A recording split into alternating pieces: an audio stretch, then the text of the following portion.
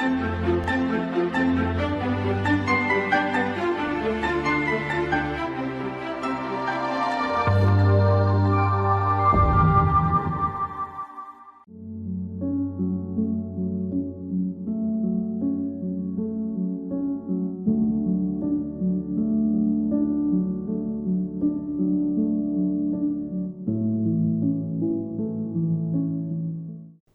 শিক্ষার্থীরা, আজকে আমরা শিখব শিক্ষায় সংস্কৃতির ভূমিকা।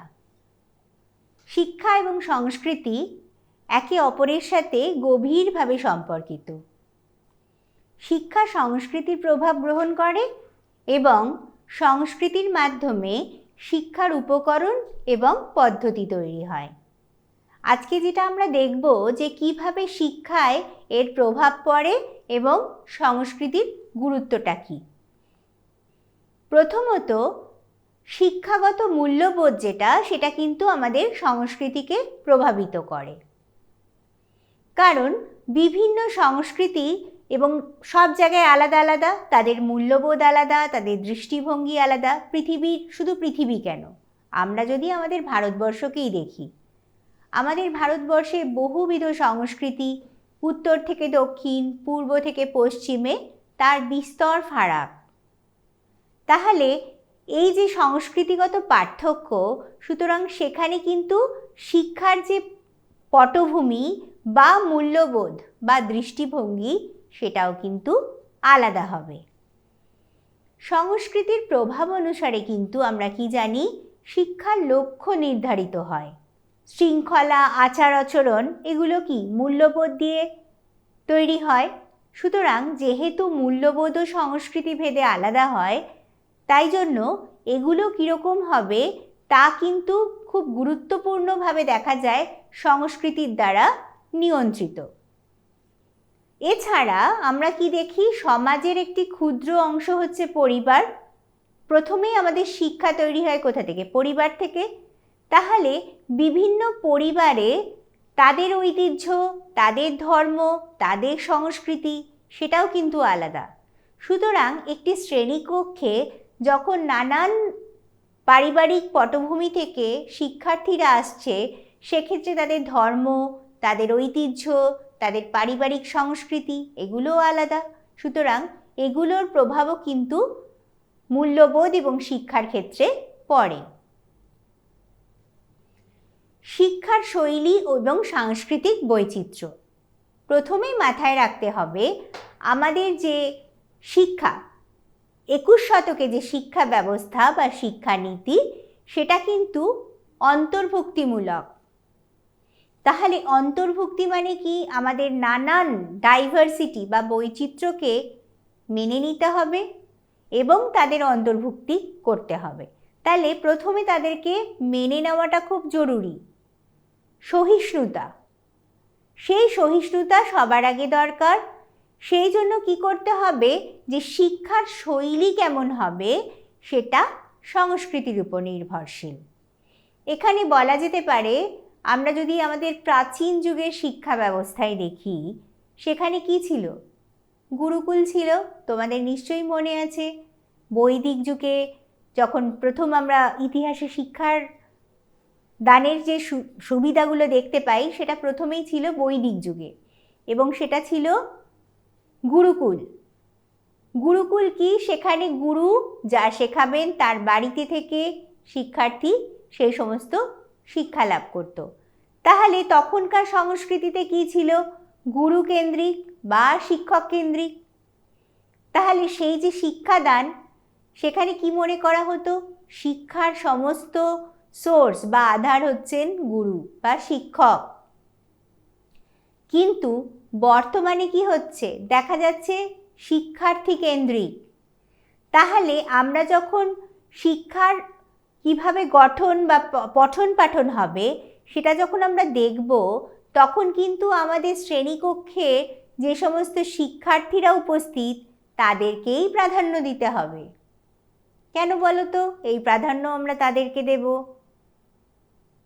ঠিক, তার প্রধান কারণ হচ্ছে আমাদের শিক্ষা কিন্তু আজকে বদলে গেছে, বৈদিক যুগের মতো নেই। আমি এই জন্যেই বৈদিক যুগের কথাটা বললাম। একটা পার্থক্য দেখা যাচ্ছে। কি পার্থক্য? সেটা হলো তখন ছিল শিক্ষক কেন্দ্রিক শিক্ষা। মনে করা হতো শিক্ষার্থীরা যা কিছু শিখবে তার একমাত্র সোর্স বা আধার হচ্ছেন শিক্ষক। সুতরাং শিক্ষকের কথাই ধ্রুব সত্য। এখন একটু অন্যরকম চিন্তা। সেখানে শ্রেণীকক্ষে উপস্থিত বিভিন্ন সাংস্কৃতিক বা পারিবারিক সূত্র থেকে আসা শিক্ষার্থীদেরকে কিন্তু গুরুত্ব দেওয়া হয়। তাই জন্য আমরা যখন শিক্ষার শৈলী তৈরি করব, সাংস্কৃতিক বৈচিত্র্য আমাদের কিন্তু মাথায় অবশ্যই রাখতে হবে। এছাড়া পরিবেশ, ভাষা এবং শিক্ষার উপকরণ। ভাষা অত্যন্ত গুরুত্বপূর্ণ।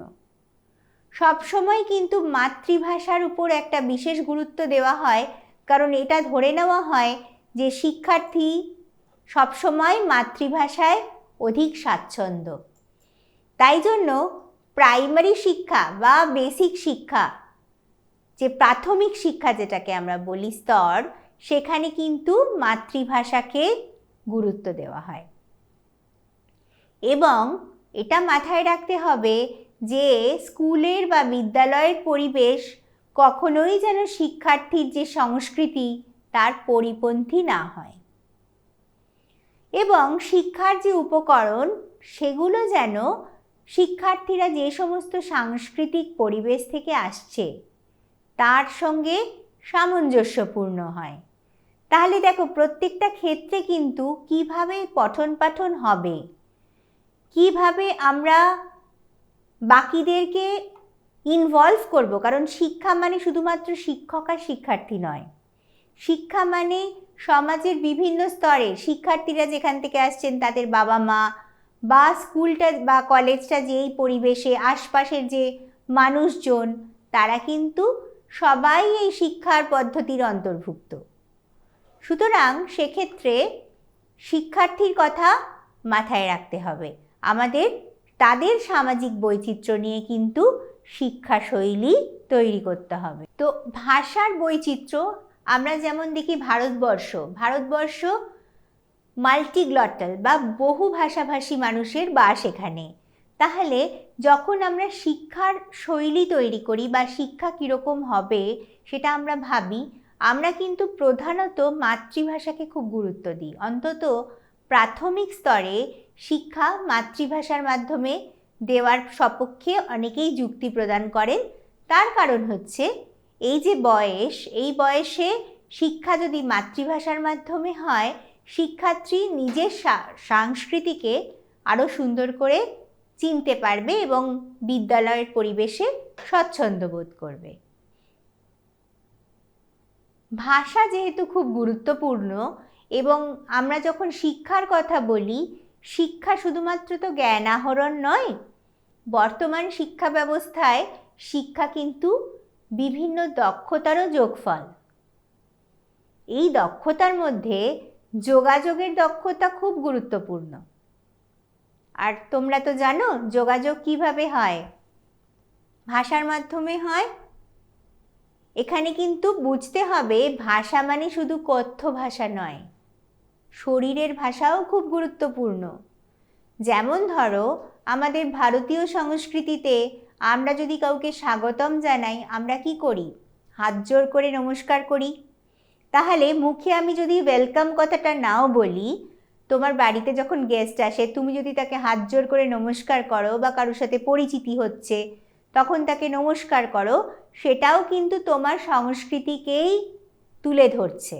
আবার পাশ্চাত্যের দিকে যদি আমরা দেখি, সেখানে আমরা কি দেখতে পাই?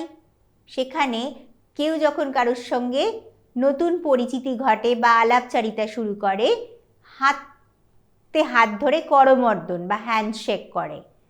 তাহলে দেখো, দুটো পদ্ধতিতে ভারতীয় এবং পাশ্চাত্যের এই যে যোগাযোগের ভূমিকা বা একটা পরিচিতি, তার কিন্তু বডি ল্যাঙ্গুয়েজ বা যেটা শারীরিক ভাষা কিন্তু আলাদা। তাই কথ্য ভাষার সাথে সাথে কিন্তু শারীরিক ভাষার মাধ্যমেও আমাদের সংস্কৃতির একটা যোগসূত্র আমরা খুঁজে পাই।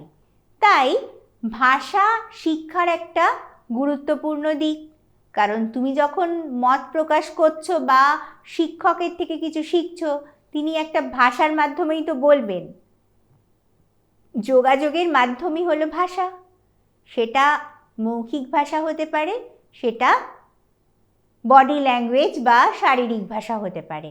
তো মৌখিক ভাষার মাধ্যমে আমরা যেগুলো শিখি, সেই ভাষার মাধ্যমটা সাধারণত অফিসিয়াল ল্যাঙ্গুয়েজ বা যেটা কাজের ল্যাঙ্গুয়েজ, যেটা বেশি প্রচলিত হয় সেটা চলে, অথবা মাতৃভাষা। ভারতে যেমন ইংরেজিকে আমরা অনেক সময় অফিসিয়াল ল্যাঙ্গুয়েজ হিসেবে ইউজ করি, এবং আমাদের যেটা মাতৃভাষা, বিভিন্ন প্রান্তে ভারতের তো বহু ভাষা রয়েছে, তাই এক এক প্রদেশে এক এক ভাষা মাতৃভাষা হিসেবে শিক্ষার মাধ্যম হিসেবে গ্রহণ করা হয়। এই যে ভাষা, এই ভাষা শুধুমাত্র আমাদের মনের আদান প্রদান নয়, সাংস্কৃতিক বার্তাও দেয়।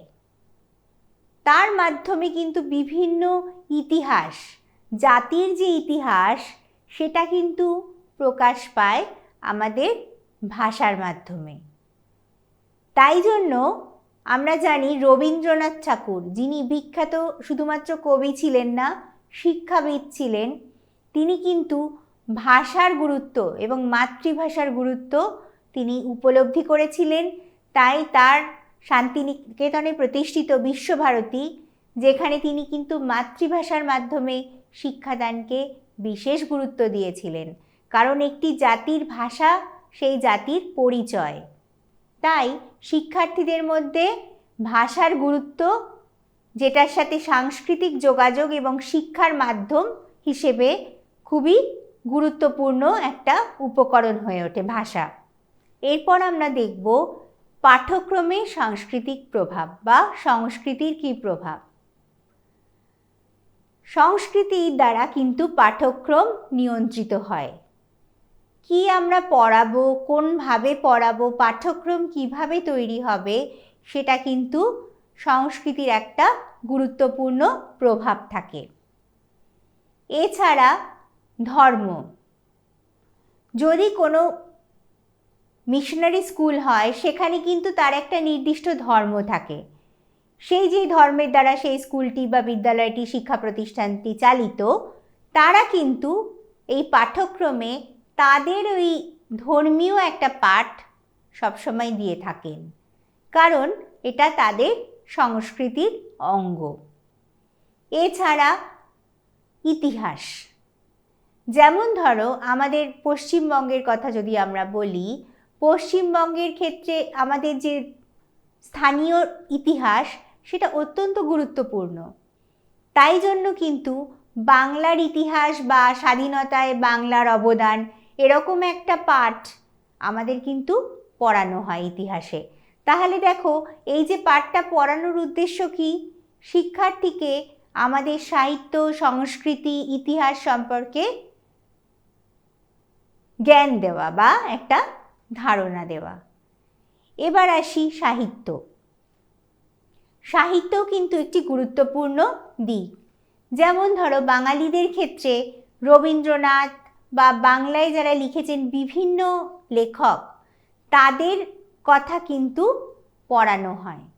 শুধু বাংলা কেন, যে কোনো প্রান্তে, মারাঠি বলো, পাঞ্জাবি বলো, দক্ষিণ ভারতে বলো, তাদের নিজস্ব যে সংস্কৃতি, সেই অনুসারে তাদের কিন্তু যে লিটারেচার বা সাহিত্য পড়ানো হয়, সেক্ষেত্রেও কিন্তু তাদের স্থানীয় লেখক লেখিকাদেরকে বিশেষ গুরুত্ব দেওয়া হয়। এর কারণ হচ্ছে প্রথমেই শিক্ষার্থীকে তার নিজের সংস্কৃতির সঙ্গে পরিচয় ঘটানো। তাই জন্য পাঠ্যক্রম তৈরির সময় কোন পাঠ বা কোন সাহিত্য বা ইতিহাসের কোন অংশটা নেওয়া হবে, সেটা কিন্তু বিবেচনা করা হয়। এছাড়াও যেটা হয় যে আমাদের লোকাল থেকে আমরা জাতীয়, মানে যেখানে আমরা রয়েছি সেই জায়গাটা থেকে কিন্তু আমরা ইতিহাস বা সাহিত্যকে পরবর্তী স্তরে দেশীয় বা ন্যাশনাল লেভেলে কিন্তু পড়ি। এতে কি হচ্ছে, শিক্ষার্থীর মধ্যে নিজস্ব সংস্কৃতি এবং ভারতীয় সংস্কৃতির যে বৈচিত্র্য তার একটা অন্তর্ভুক্তিমূলক ধারণা জন্মাচ্ছে। শিক্ষার মাধ্যমে আমরা আর কি করি, সামাজিক বোধ এবং নৈতিক মূল্যবোধ জাগিয়ে তুলি। তাহলে এই নৈতিক মূল্যবোধ এবং সামাজিক বোধ শেখাতে কিন্তু শিক্ষার একটা গুরুত্বপূর্ণ অবদান রয়েছে। আমরা যদি বিদ্যালয়কে ধরি, কারণ আমরা জানি বিদ্যালয় হচ্ছে সমাজের একটি ক্ষুদ্র সংস্করণ। সেই বিদ্যালয়ে আমরা যে পাঠ্যক্রম দেই সেখানে কিন্তু শুধুমাত্র কি পড়ানো হবে তা থাকে না, এছাড়াও আরও অনেক কিছু শেখানো হয়। তার মধ্যে প্রধান হচ্ছে সামাজিকতা বা সামাজিক মূল্যবোধ। কি করে একজন আরেকজনের সাথে চলবে, কি করে তার প্রতি সহানুভূতিশীল হবে, সহনশীল হবে। কারণ বিদ্যালয়ে তো বিভিন্ন ধর্মাবলম্বী, বিভিন্ন জাতপাতের মানুষ, বিভিন্ন প্রান্তের, গ্রাম শহর, বিভিন্ন জায়গা থেকে বিভিন্ন আর্থসামাজিক অবস্থার মানুষরা বা শিক্ষার্থীরা পড়তে আসে। তখন কিন্তু আমরা প্রত্যেকেই তাদেরকে সহপাঠী বা শিক্ষক হিসেবেই তাদেরকে দেখা হয়। তাদের মধ্যে কিন্তু কোনো জাত ধর্ম নিয়ে আমরা কখনো দেখি না। তাহলে আমাদের যে ভারতীয় সংস্কৃতি সেটা কিন্তু আমরা এই বিদ্যালয় থেকেই শিখছি।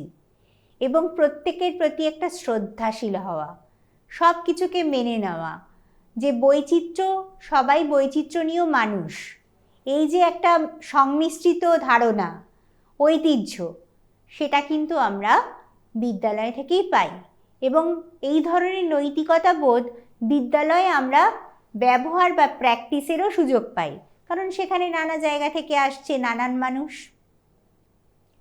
কিন্তু শিক্ষায় যখন আমরা সংস্কৃতিকে, এই যে ডাইভার্সিটি বা বিভিন্ন সংস্কৃতির যে আমাদের বৈচিত্র্য রয়েছে সেটাকে নিয়ে একসঙ্গে যখন চলতে যাই, তখন কিন্তু নানান রকম বাধা আসে।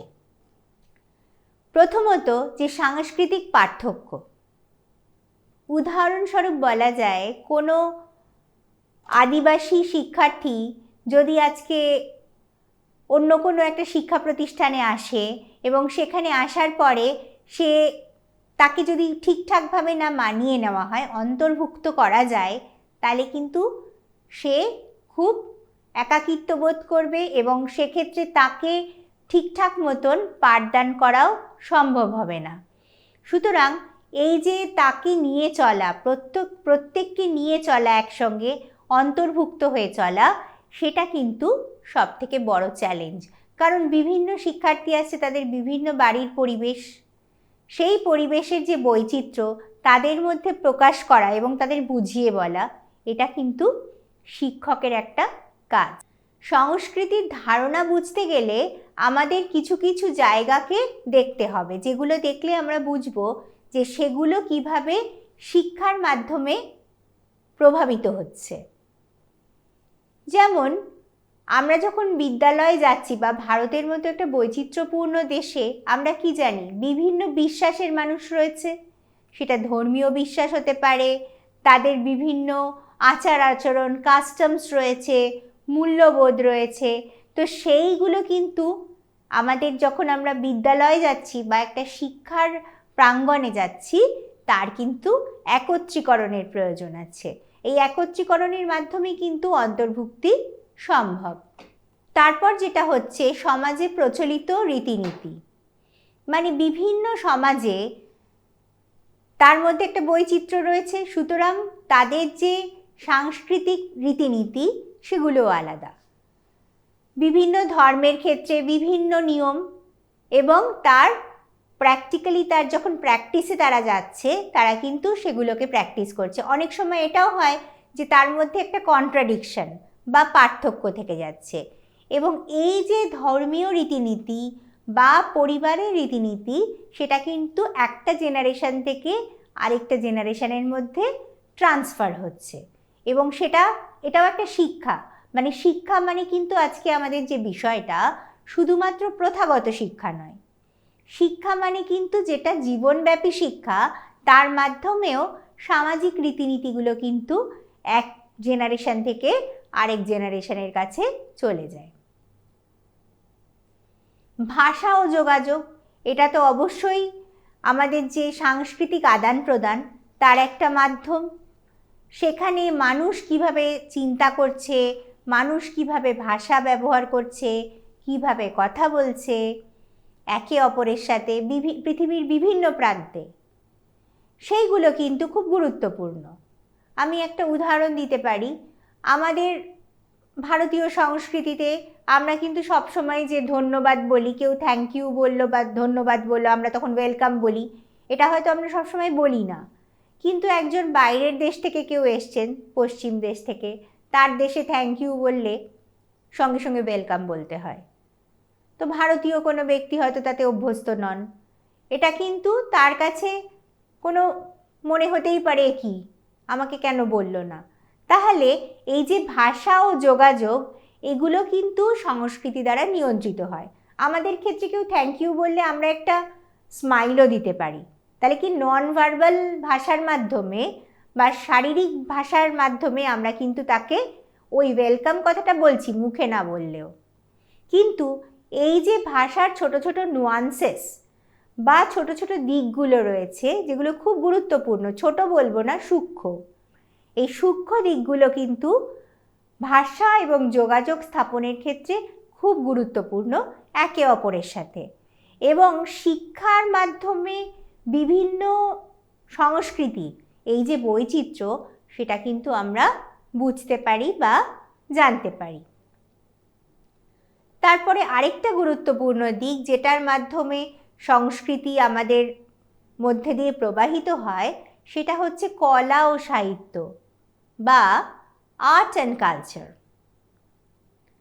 আমরা দেখো বিভিন্ন সাহিত্য যখন পড়ি বিভিন্ন সময়ে, তখন কিন্তু বা আর্ট বা শিল্পকলা যদি আমরা, স্থাপত্য যদি আমরা দেখি, তার যে বৈচিত্র্য সে কিন্তু তখনকার কথা বলে।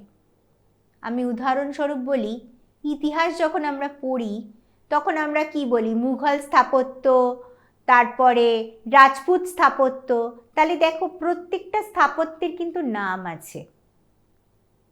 এই নামগুলোই কিন্তু তোমাকে বলে দিচ্ছে যে তাদের একটা বৈশিষ্ট্য আছে, এবং কোন জিনিসটা মানে কোন স্থাপত্যটা কি মেটেরিয়াল বা উপাদান দিয়ে তৈরি, সেটাও কিন্তু তখনকারই বৈশিষ্ট্য। যেমন প্রাচীন যুগে বা ধরো এই মুঘল মধ্যযুগে, তখন কিন্তু ইটের যে সাইজ আর এখনকার যে বর্তমানের ইট সেটা আলাদা। তাহলে এই যে যারা এই কলা এবং সাহিত্য নিয়ে পড়াশুনো করছে বা রিসার্চ করছে, তারা কিন্তু সঙ্গে সঙ্গে বুঝতে পারবেন যেটা কোন সময়কে নির্দেশ করছে। সেই সময় এটাই সংস্কৃতি বা সাহিত্য। ওর তারপরে দেখবে বিভিন্ন মন্দিরে অনেক কিছু খোদাই করা থাকে, সেইগুলো কিন্তু তখনকার দিনের সাহিত্য, সমাজটা কেমন ছিল সেগুলোকে তুলে ধরে। এটিও কিন্তু অত্যন্ত গুরুত্বপূর্ণ দিক, যেগুলো আমরা যখন ইতিহাস পড়ি তার মধ্যে দিয়ে, এই সাহিত্যের বা ইতিহাসের মধ্যে দিয়ে সংস্কৃতির যে পরিবর্তন সেটা কিন্তু প্রকাশিত হয়। এবার আমরা দেখব শিক্ষার বিস্তারে সংস্কৃতির ভূমিকা। প্রথমেই হচ্ছে শিখন কৌশল, আমরা কিভাবে শিখব।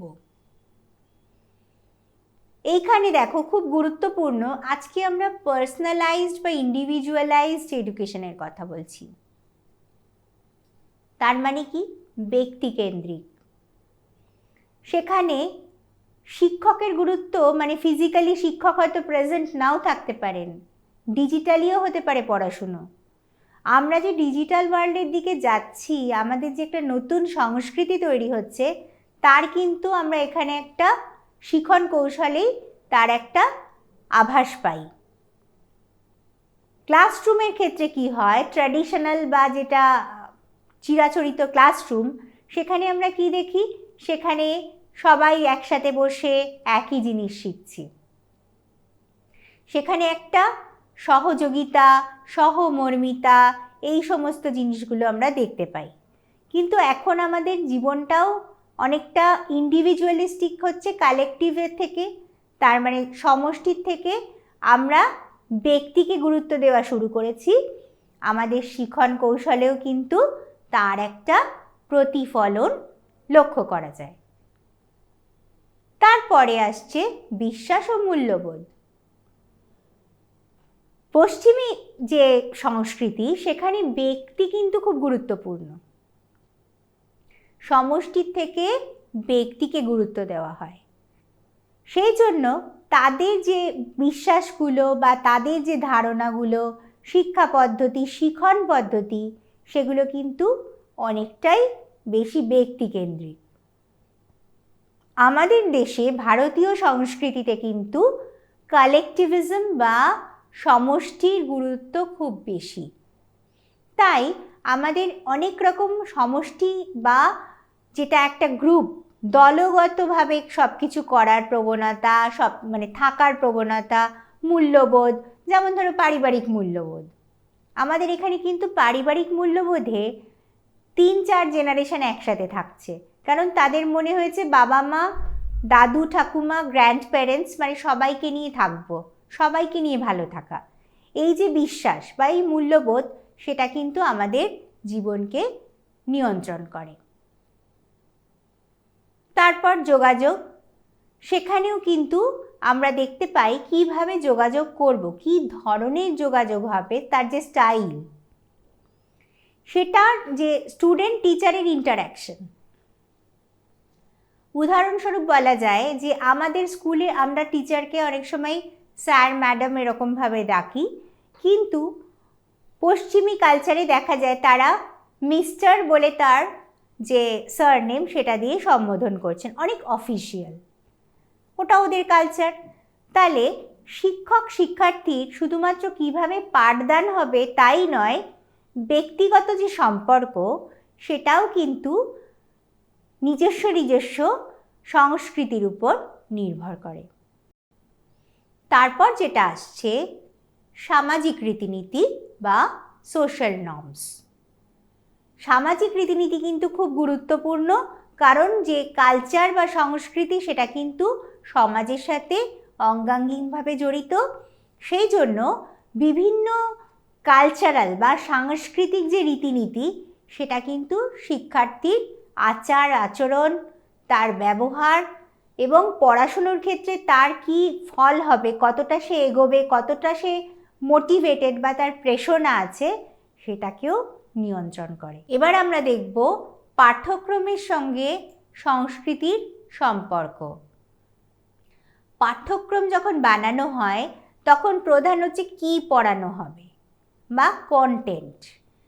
তাহলে যদি আমাদের খুব বৈচিত্র্যপূর্ণ একটা জায়গার জন্য পাঠ্যক্রম করতে হয়, তাহলে বিভিন্ন সংস্কৃতির থেকেই আমাদের উপাদান নিতে হবে, বিভিন্ন সাহিত্য, বিভিন্ন স্থাপত্য, বিভিন্ন তাদের খাদ্যাভ্যাস, সব কিছুই নিতে হবে।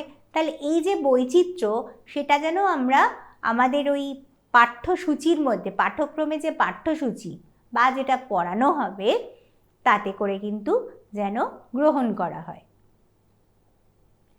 তারপরে কিভাবে পড়ানো হবে, শিক্ষণ পদ্ধতি, শিক্ষক কিভাবে পড়াবেন, সেটা কিন্তু একটা খুব রেসপন্সিভ পেডাগজি বা যার মধ্যে দিয়ে যে বিভিন্ন সাংস্কৃতিক পরিমণ্ডল থেকে আসা শিক্ষার্থীরা নিজেদেরকে একাত্মবোধ করতে পারে। কারোর যেন শিক্ষার্থীদের মনে না হয় যে আমি একটা অন্য সংস্কৃতিতে থাকি বলে বা সেই সংস্কৃতি থেকে আসছি বলে ক্লাসরুমে আমাকে আলাদা করা হচ্ছে, এইটা যেন না হয়। সেটা নিয়ে বলা হচ্ছে পরের কথাটা, শিক্ষার্থীদের অংশগ্রহণ। আজকে আমাদের যে সংস্কৃতি, শিক্ষার আঙিনায় যে সংস্কৃতি, সেটা শিক্ষার্থী কেন্দ্রিক। সুতরাং শিক্ষার্থী কেন্দ্রিক যদি হয়, সেখানে কিন্তু শিক্ষার্থীদের খুব কাজের মধ্যে যে ইনভলভমেন্ট, তারা শুধুমাত্র চুপ করে ক্লাসে বসে থাকবে, শিক্ষকই বলে যাবেন, তা কিন্তু নয়। তাদেরকে নানান রকম কার্যের মধ্যে নিবদ্ধ করতে হবে, যাতে তারা হাতে কলমে যেটা পড়ছে সেটাকে অ্যাপ্লাই করতে পারে বা প্রয়োগ করতে পারে। এতে করে কি হয়, তাদের একটা পড়ার সংস্কৃতি, শেখার সংস্কৃতি তৈরি হয়। তারপরে এদেরকে একটা কতটা কি শিখলো তার মূল্যায়ন করা প্রয়োজন। সেই মূল্যায়নটাও যেন কালচার ফেয়ার হয় বা সংস্কৃতি বিরোধী না হয়, সেই জন্য তাদেরকে সেই ধরনের মূল্যায়নের মাধ্যমে দেখে নিতে হবে তারা তাদের কাঙ্ক্ষিত যে লেভেল বা পর্যায়ে পৌঁছেছে কিনা। এবার আমরা যেটা দেখব, সংস্কৃতির যে আমরা প্রভাব লক্ষ্য করি সেখানে কিন্তু এই ক্ষেত্রে শিক্ষণের মানে টিচিং মেথডের ক্ষেত্রে একটা চ্যালেঞ্জ। ফর এক্সাম্পল আমি বলছি, প্রথমে যেটা ল্যাক অফ রিসোর্সেস, মানে আমাদের পরিকাঠামোগত একটা দুর্বলতা। অনেক সময় হয় অনেক বই হায়ার স্টাডিজের ক্ষেত্রে হয়তো ইংলিশে লেখা, তাহলে কেউ মনে করছে তার মাতৃভাষায় সে পরবর্তী উচ্চশিক্ষাটা কন্টিনিউ করবে, কিন্তু তার প্রবলেম কি হচ্ছে, তার প্রপার মেটেরিয়াল বা পড়ার বইপত্র নেই। তখন কিন্তু সে তার সংস্কৃতি বা তার ভাষা নিয়ে একটা চ্যালেঞ্জের মুখে পড়ল পরবর্তী পড়াশুনোর ক্ষেত্রে। তারপরে যেটা আসছে টিচার ট্রেনিং। অনেক সময় এরকম হয়, এমন একজন শিক্ষককে পাঠানো হলো এমন জায়গায়, সেই জায়গার যে স্থানীয় ভাষা বা যে সংস্কৃতি শিক্ষক অবগত নন। তখন কি হচ্ছে, তিনি যেটা পড়াচ্ছেন শিক্ষার্থী বুঝতে পারছে না, একটা গ্যাপ বা একটা বিভেদ তৈরি হচ্ছে। এটা কিন্তু একটা কালচারাল ব্যারিয়ার বা সাংস্কৃতিক বাধা তৈরি হচ্ছে শিক্ষক এবং শিক্ষার্থীর সম্পর্কে। তারপর যেটা একটা আমাদের হয় না, ধ্যান ধারণা একটা তৈরি হয়ে যায়, বায়াস, মানে একটা খুব নেগেটিভ। বায়াস মানে হচ্ছে যেটা খুব নেতিবাচক, কারোর সম্পর্কে যে অমুক একটা ওদের সংস্কৃতি খুব খারাপ, আমার সংস্কৃতি খুব ভালো, এই যে একটা খুব নিজের একটা ভালো মনে করা, অন্যকে খারাপ মনে করা, এই যে ধারণা, বা অমুক সংস্কৃতির লোকরা খুব খারাপ হয়, এই ধারণাগুলো কিন্তু শিক্ষকের উচিত শিক্ষার্থীর মন থেকে দূর করা, এবং শিক্ষক নিজেও এই সমস্ত বায়াস এবং স্টিরিওটাইপসের মানে চিরাচরিত ধারণার থেকে নিজেকে মুক্ত রাখবেন। ভিন্ন সংস্কৃতির অন্তর্ভুক্তিমূলক শিক্ষণের পরিবেশ তৈরি করা খুব জরুরি। এটা করতে গেলে আমাদের প্রথমেই যেটা করতে হবে, গোষ্ঠীর ধারণা, যে আমরা সবাই মানব গোষ্ঠী। প্রত্যেকটা শিক্ষার্থী কিন্তু মানব হিসেবে তাদেরকে বা মানব সম্পদ হিসেবে দেখা, সবাইকে তার কি সংস্কৃতির বৈচিত্র্য সেটাকে না গুরুত্ব দিয়ে তাকে নিয়ে একত্রীকরণ করা, তাকে আলাদা না করে দিয়ে এইভাবে একটা গোষ্ঠীর ধারণা তৈরি করাটা খুব গুরুত্বপূর্ণ। এবং বৈচিত্র্যকে গ্রহণ করা, তার যে সাংস্কৃতিক ভাষাগত, তার একটা প্রত্যেকটা সংস্কৃতির একটা বিশেষত্ব থাকে বা বিশেষ দিক থাকে, সেই বিশেষ দিকটাকে গ্রহণ করা এবং সেই বিশেষ দিকের প্রতি শ্রদ্ধাশীল হওয়া, এটা কিন্তু প্রত্যেকটি শিক্ষার্থীর মধ্যে এই মূল্যবোধ, এই শ্রদ্ধা জেগে ওঠাটা খুব প্রয়োজন। তাহলেই কি হবে, একটা সমতা সৃষ্টি হবে। আমরা যখন বুঝবো যে সবাই সমান, প্রত্যেকটি সংস্কৃতি গুরুত্বপূর্ণ এবং তাদের নিজস্ব বৈশিষ্ট্য আছে, তখন আমরা সকলে মিলে একটা সমতার মাধ্যমে প্রত্যেকটা সংস্কৃতির প্রতি শ্রদ্ধাশীল হব। এবার আমরা আজকের পাঠের প্রশ্ন উত্তর পর্যায়ে যাই। যদি আমরা জিজ্ঞেস করি, প্রথম প্রশ্ন, সাংস্কৃতিক অন্তর্ভুক্তিমূলক শিক্ষণ পরিবেশ বলতে কি বোঝো? ঠিক, অন্তর্ভুক্তি মানে সমস্ত কিছু, সমস্ত যে ডাইভার্স বা বিভিন্ন বৈচিত্র্যপূর্ণ যে সাংস্কৃতিক পরিবেশ থেকে শিক্ষার্থীরা আসছে, সেটা লিঙ্গগত হতে পারে, ভাষাগত হতে পারে, ধর্মগত হতে পারে, আর্থসামাজিক হতে পারে, বা কোনো শারীরিক বিশেষ চাহিদা, মানসিক বিশেষ চাহিদা হতে পারে। তাহলে বিভিন্ন জায়গা থেকে আসা শিক্ষার্থীদেরকে একই শিক্ষার আঙিনায় নিয়ে আসা এবং তাদেরকে একটা সম্মান দেওয়া, যথাযথ সম্মান দেওয়া, সেটাই হচ্ছে অন্তর্ভুক্তিমূলক, সাংস্কৃতিক অন্তর্ভুক্তিমূলক শিক্ষণের পরিবেশ। সংস্কৃতি কেন্দ্রিক শিক্ষণের চ্যালেঞ্জগুলি কি কি যদি আমরা দেখি, প্রথমেই আমরা কি দেখতে পাই? নিশ্চয়ই প্রথমেই আমাদের কাছে যেটা আসছে সেটা হচ্ছে আমাদের যে রিসোর্স বা আমাদের যে পরিকাঠামো সেখানকার দুর্বলতা, এবং যে শিক্ষক তিনি হয়তো ঠিকঠাক মতন প্রশিক্ষণপ্রাপ্ত নন। বৈচিত্র্যপূর্ণ সংস্কৃতির যে আমরা ক্লাসরুমে পরিবেশ পাই, যেটা একটা সমাজের ক্ষুদ্র প্রতিচ্ছবি, সেটাকে কি করে সুন্দর করে একত্রিতকরণ করা সম্ভব, শিক্ষক হয় যদি সেটা না জানেন, সেক্ষেত্রে তার যদি প্রপার প্রশিক্ষণ না থাকে সঠিক, তিনি ব্যাপারটাকে সুন্দর করে হ্যান্ডেল করতে পারবেন না। তাছাড়া ব্যক্তিগত যে বায়াস বা প্রেজুডিস রয়েছে, স্টিরিওটাইপস রয়েছে, সেগুলো কিন্তু এক্ষেত্রে পঠন পাঠনের ক্ষেত্রে বাধার কাজ করবে। এবার আমরা চলে আসি আজকের পাঠের উপসংহারে। তাহলে আমরা কি দেখলাম? সংস্কৃতি ও শিক্ষা ব্যবস্থা এবং শিক্ষার পদ্ধতি কিন্তু একে অপরকে প্রভাবিত করে। শিক্ষার্থীর মানসিক পরিস্থিতি, মূল্যবোধ, দৃষ্টিভঙ্গি এগুলো কিন্তু সংস্কৃতির বৈচিত্র্যের সাথে সাথে পরিবর্তিত হয়।